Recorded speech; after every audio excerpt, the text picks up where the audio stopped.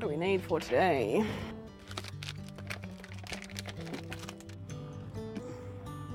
Around a decade ago, a Samoan nurse became so concerned about waiting times for patients, she began providing her own mobile care. People travelling from far waited till midday or maybe 1 o'clock and they're still not seeing, and I think there's something need to be done.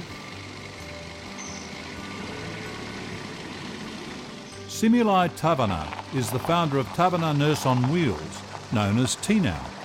There aren't any aged care homes, for example, so the Samoan culture is that they care for their elderly and they care for them in the home and in the village environment.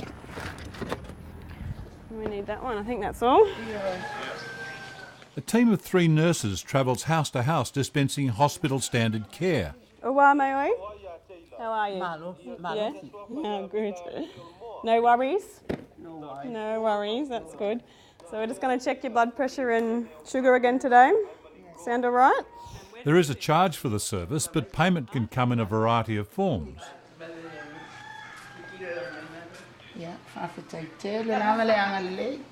I think that's part of the culture in Samoa.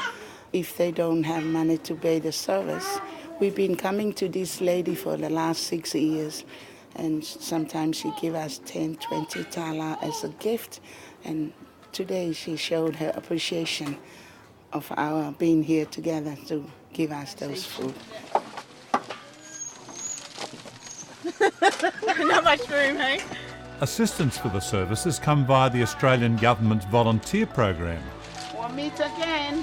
Anita Dunn was in search of adventure, a life experience and an opportunity to expand her horizons. NAIAD is an Australian Youth Ambassador for Development. Usually you've got to be under 30 and usually it's quite getting skilled young Australians to go overseas into developing countries. All this kind of care that I'm doing is Anita's specialties. She's palliative nurse, she's also oncology nurse. It's not just the elderly on the client list of this outreach clinic.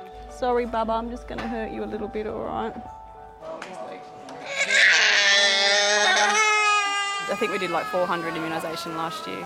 From what I understand, due to sort of poor rural health and low immunisation, there's been a bit more of a high infant death rate. I think so. Immunisation is something that I know AusAid's trying to really promote. Like many Pacific Island countries, the greatest health issue in Samoa is type 2 diabetes. Your sugar been okay? Yes. We'll see how it is, hey? 3 sisters in this one household are being treated. Lifestyle is seen as the main contributing factor. Definitely the westernised diet, I think that's part of the problem. Lots of saturated animal fats, there's lots of fried foods, lots of imported cans of corned beef and Asian noodles and things like that. A single house call can often lead to treatment for a large extended family. Yeah, often we do a lot of families together. Usually they live close together, sort of houses around the main house sort of thing. So usually they come out when we do a visit and everyone gets a check, blood sugar, blood pressure and that sort of thing.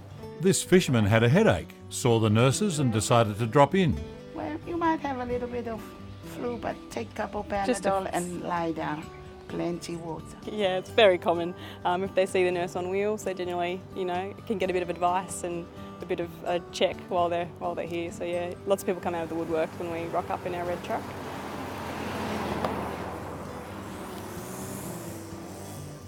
One of the visits Anita looks forward to is this lady. Do a little circle if you like. Very slowly. She has high blood pressure, diabetes and scoliosis, seriously affecting her mobility. Oh, you're doing great. As a retired teacher, she delights in providing Samoan lessons for the Australian nurse. Ha, ka, ro. She's a lovely lady. She's quite a character, and every time I go, she makes me laugh. She's so cute. So she's been trying to improve my Samoan since I've been here, which is pitiful.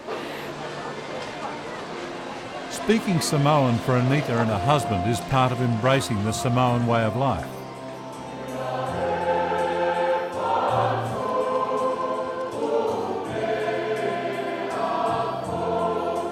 In perhaps the world's most Christian country, Sunday is both a day of worship and family feasting.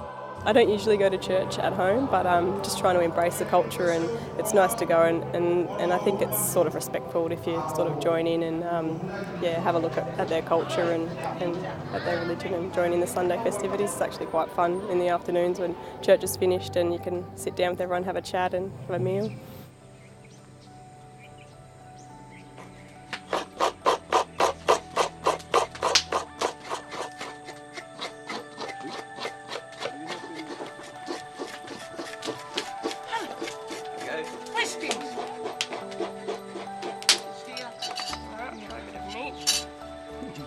The meal is the traditional umu, an all-day event. A pig is roasted on the coals from early morning with fish, taro and tropical fruits.